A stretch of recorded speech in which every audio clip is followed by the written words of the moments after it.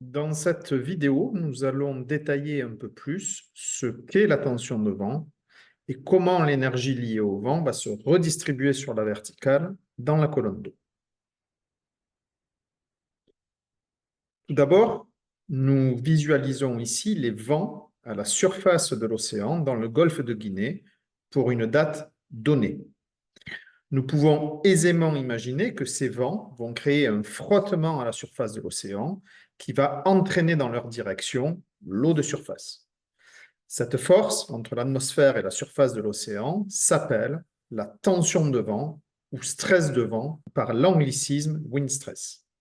Le vent va ainsi transférer une partie de son énergie cinétique à la surface de l'eau. Un vent soufflant, par exemple, vers le nord va créer une tension de vent et donc une force également dirigée vers le nord, induisant des mouvements de l'eau, générant ainsi des vagues et des courants superficiels. La magnitude ou l'intensité de la tension de vent dépend de deux paramètres principaux, la vitesse du vent et la rugosité de la surface océanique. En effet, plus les vents vont être forts, plus le frottement et la tension de vent sera importante à la surface de l'océan. De même, plus la surface de l'eau sera rugueuse, plus la tension de vent sera forte et les vents pourront fournir plus d'énergie à l'océan. Nous allons donc pouvoir paramétriser cette tension de vent de la manière suivante, où taux sur est le vecteur de tension de vent, qui a donc une composante zonale et méridienne.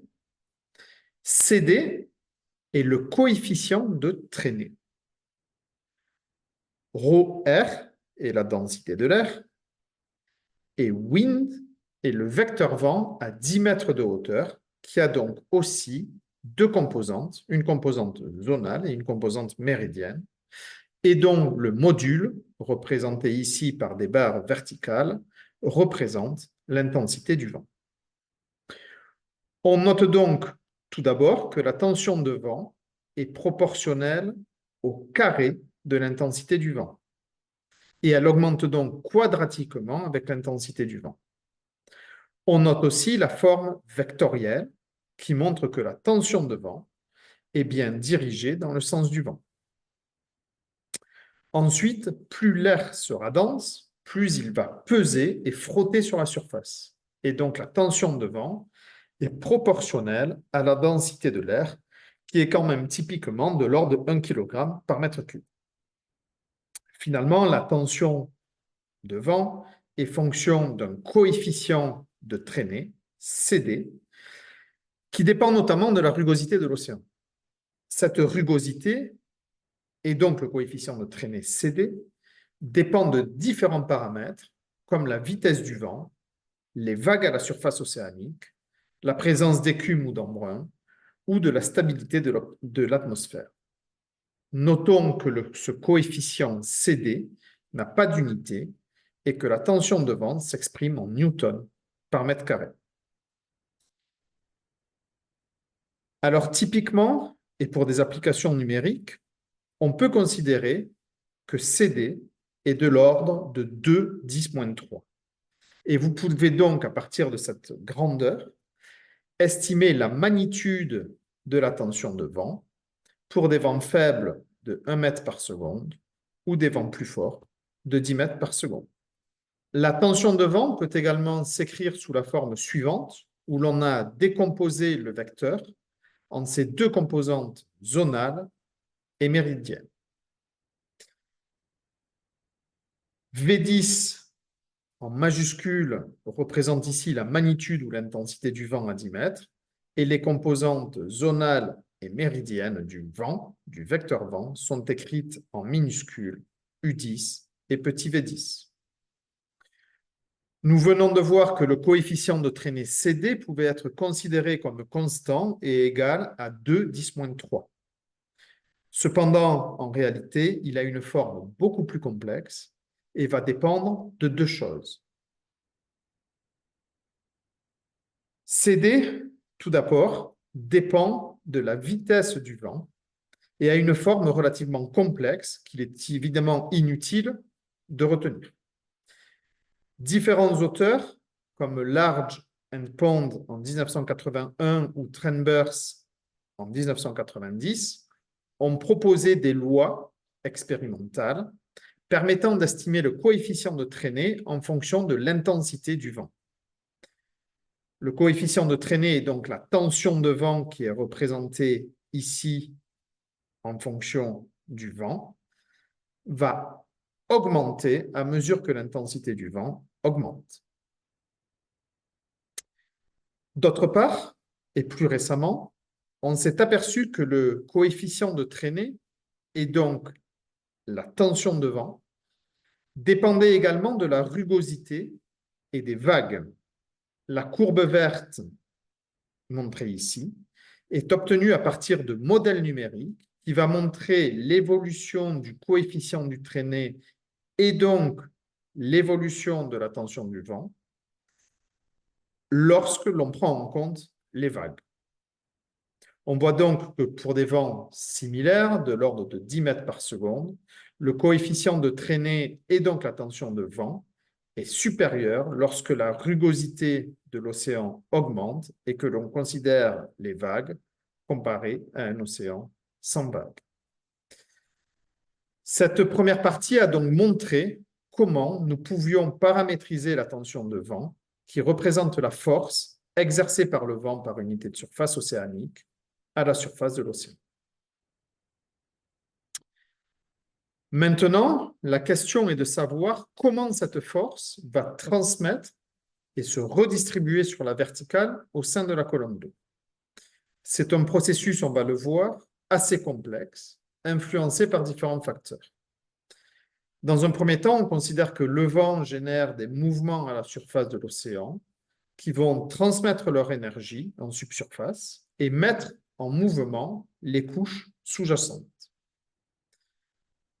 De manière schématique, on peut donc considérer un petit volume d'eau sur la verticale soumis à une tension ou à un stress selon la direction X, qui varie donc sur la verticale.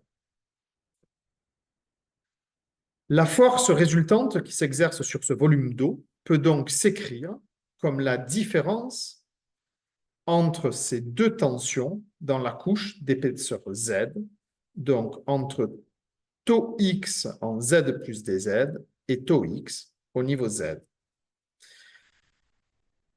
Cette tension, cette différence entre les deux tensions sur un niveau delta Z représente donc la force Fx que l'on divise par la densité de l'océan ρ0 pour obtenir une force par unité de volume. On obtient donc F de x égale 1 sur ρ0 multiplié par le cisaillement vertical du stress dans ce petit volume. Si l'on généralise à 3 dimensions, on peut donc écrire sous forme vectorielle F égale gradient vertical ou cisaillement vertical du stress divisé par la densité. En fait, cette transmission de la tension de vent sur la verticale, schématisée ici, ne se fait pas de manière laminaire, mais fait intervenir des processus complexes.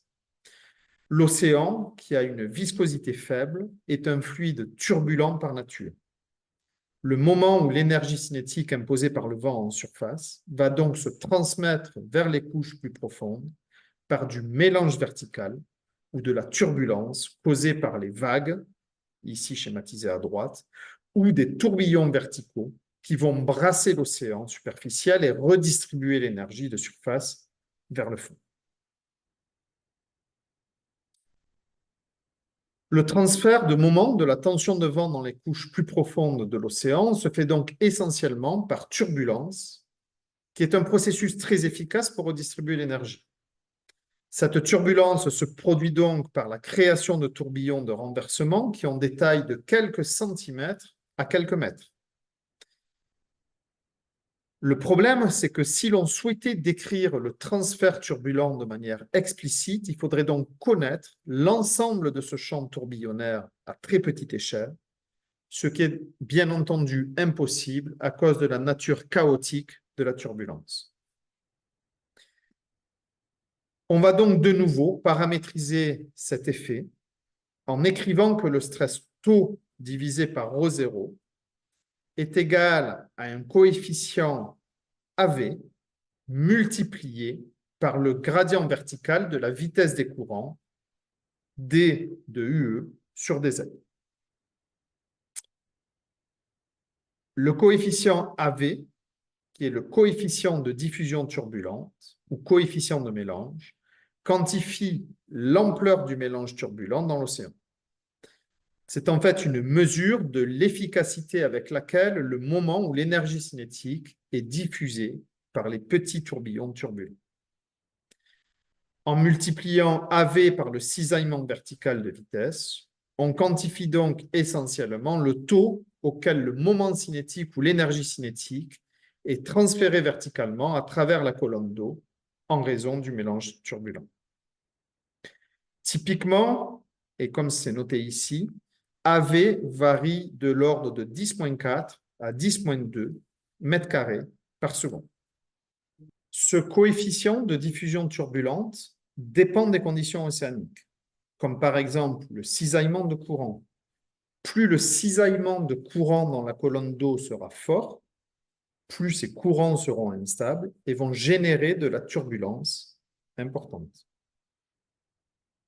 Ce coefficient peut dépendre aussi de la stratification, dont l'intensification va au contraire stabiliser la colonne d'eau et limiter la propagation verticale de la turbulence.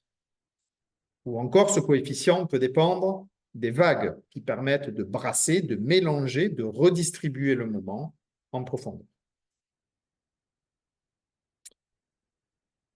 Donc finalement, nous avons vu dans cette vidéo que le vent impose à la surface de l'océan une force, la tension de vent, qui met en mouvement la surface océanique. L'énergie cinétique du vent est alors transmise dans l'océan intérieur par des processus turbulents qui vont mettre en mouvement les différentes couches océaniques par la force de friction, F de x, F de y, paramétrisée comme indiqué ici. C'est donc cette force et cette paramétrisation que nous allons retrouver dans les équations de la théorie technique.